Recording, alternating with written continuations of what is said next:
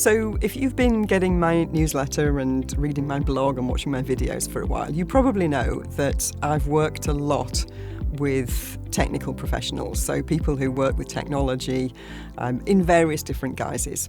I've also worked quite a lot with managers and leaders in businesses that are technology driven, but where the managers and leaders are not necessarily technology professionals themselves. And so they're dependent on other people for the technical know-how. And one of the questions that I get asked from time to time is, why are my developers so grumpy? Now, let me just say up front, I don't know whether your developers are grumpy, and I don't know why your developers might be grumpy. But I do know some of the reasons why developers in general might seem grumpy to their colleagues around them. And there's lots of different things going on here, but let me give you a couple of different things that I think contribute to this. So first of all, imagine that you are the person who has a great deal of technical knowledge, really detailed, really specific, perhaps quite hard-won technical know-how. And you haven't got anybody else who really understands what you're doing to talk to. And so when people come to talk to you about what they're doing, they ask you questions that aren't really to the point, or they tell you things that don't really make sense because they're not precise enough. And you can imagine that would get quite frustrating, can't you? You know, the nearest thing for me in my life would probably be providing sort of, technical support to my dad when he got his first laptop computer. And he would ring me up and he'd say, I've got a problem with my computer. And I'd say, what's happening? Tell me, I'll see if I can help. And he would say things like, well, I've logged onto that page, but it's not there. Yeah, what does that mean? And then I would have to go through a painstaking process and go, okay, well, which page? And when you say logged on, you mean you've put your password in and logged in, or lots and lots of pulling apart what he said to really understand the problem. Now, that's a really kind of superficial example. That's really everyday computing. And it just happened to be that, my dad was 70 when he got his first computer. So it's not surprising it was quite hard for him to understand it. And he didn't have the terminology. Go back to your business and your developers. They're dealing with that, but kind of, 100 times multiplied, because they're dealing with really technical stuff that you and I don't really have the understanding about. And so when we go and talk to them or we ask questions, we're probably not being precise enough in what we're asking. So that's one reason why they might sometimes get a bit frustrated and seem a bit grumpy with you. The other thing is, have you ever written any code?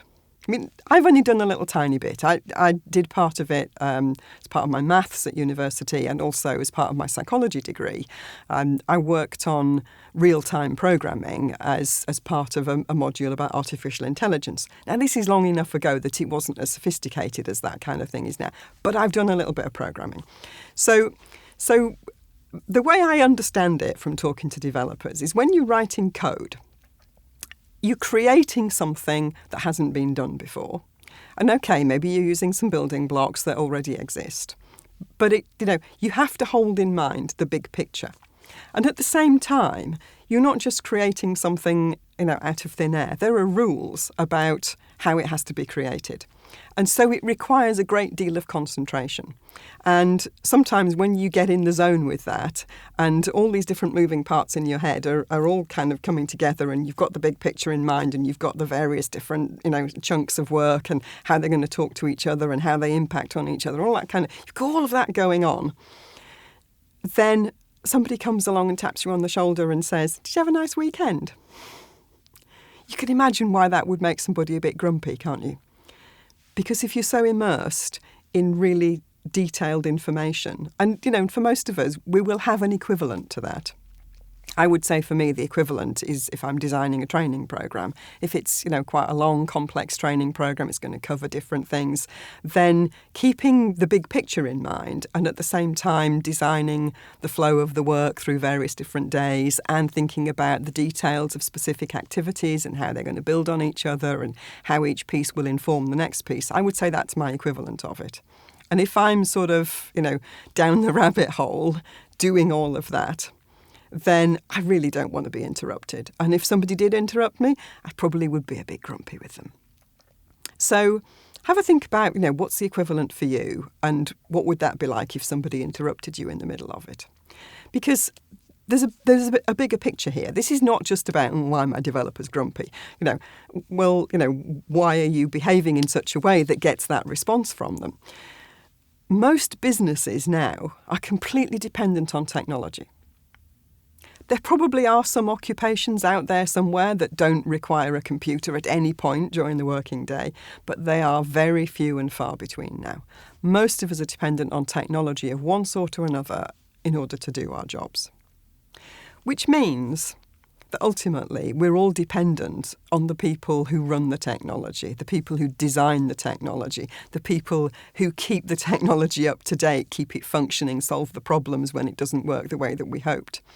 And so it really is incumbent on all of us to understand a little bit about the world of the people who do all those things so that we can understand how to get the best out of them, so that we're not dealing with them in a way that makes it hard for them to help us.